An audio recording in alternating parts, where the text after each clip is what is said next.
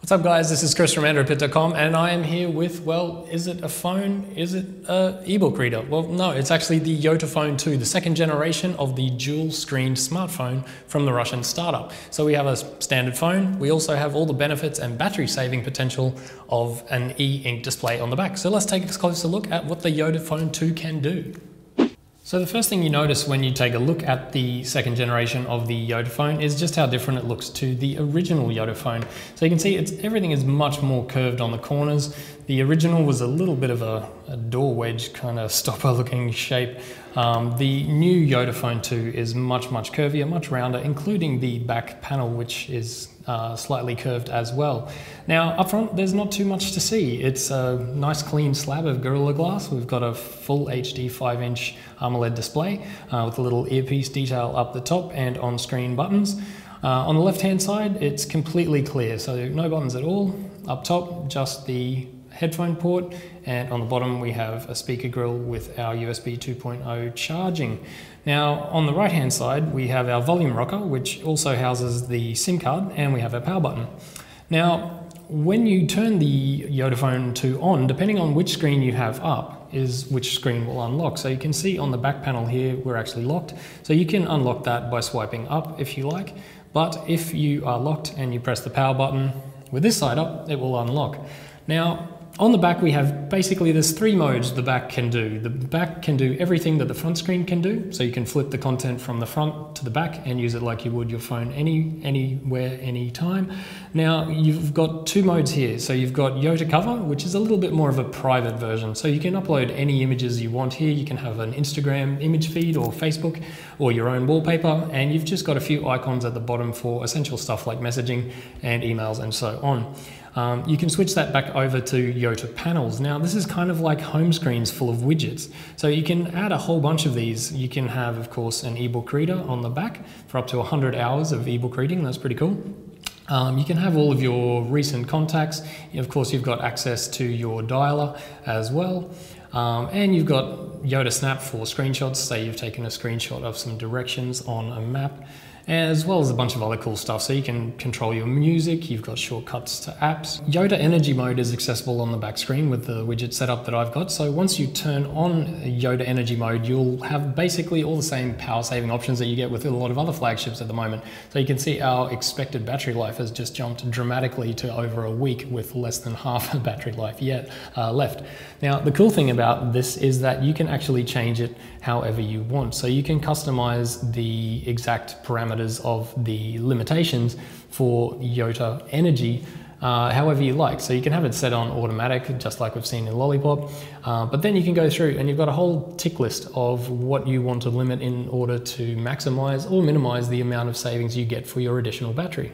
But the true battery savings you're going to get out of the YotaPhone 2 are going to come the more you use the back screen. So you may not go completely the whole way and always turn this display on first, but the more you use the back display, the greater the battery savings you're going to see. So if you generally get 1 hour, 1 day or so out of the color screen on your normal device, you can easily expect to get 3 or so days out of the YotaPhone 2 if you're actually using the e-ink display on the back as much as possible.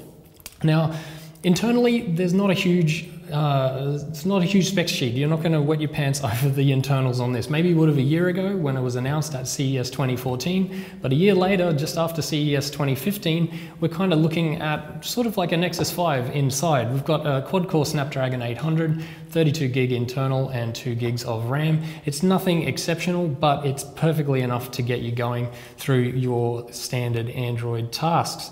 So we're running a near stock version of KitKat on the YotaPhone 2, sort of kind of like you get with a Motorola device. So as you can see, we have pretty stock Google apps, but we also have a couple of additional ones.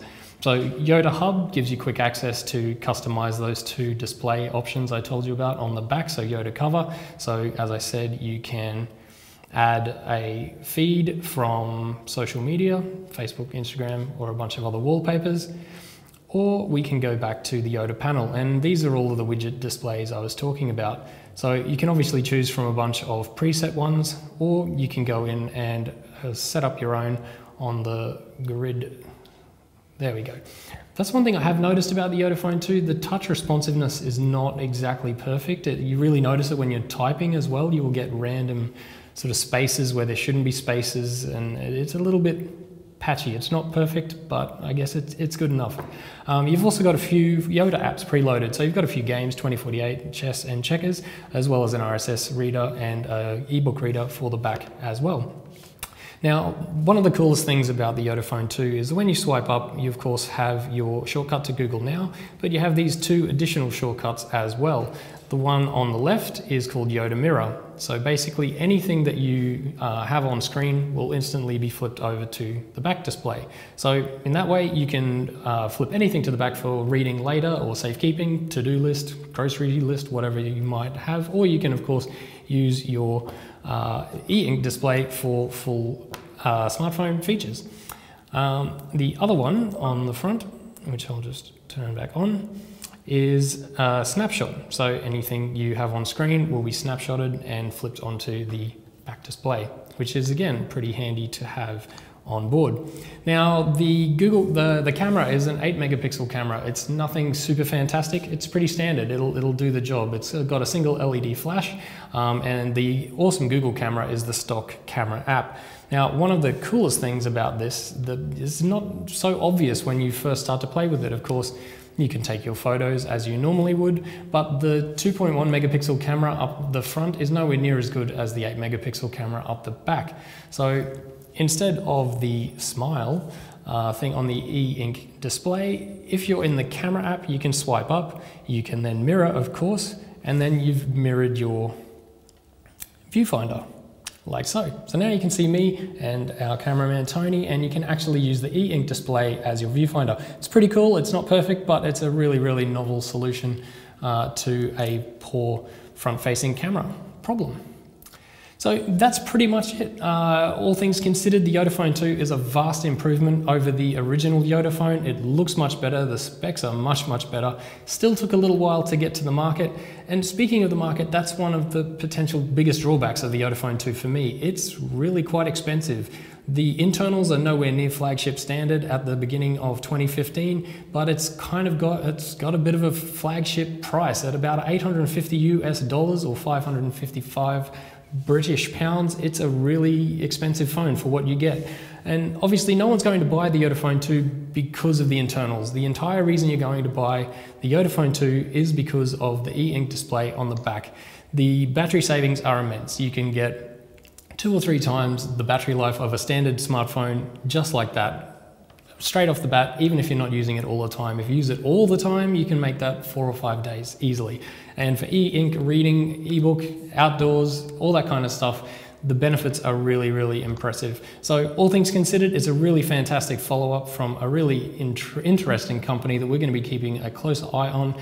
Take a look, check it out for yourself, and stay tuned to AndroidPIT.com and subscribe to the YouTube channel for more videos on the YotaPhone 2 and other Android devices this year.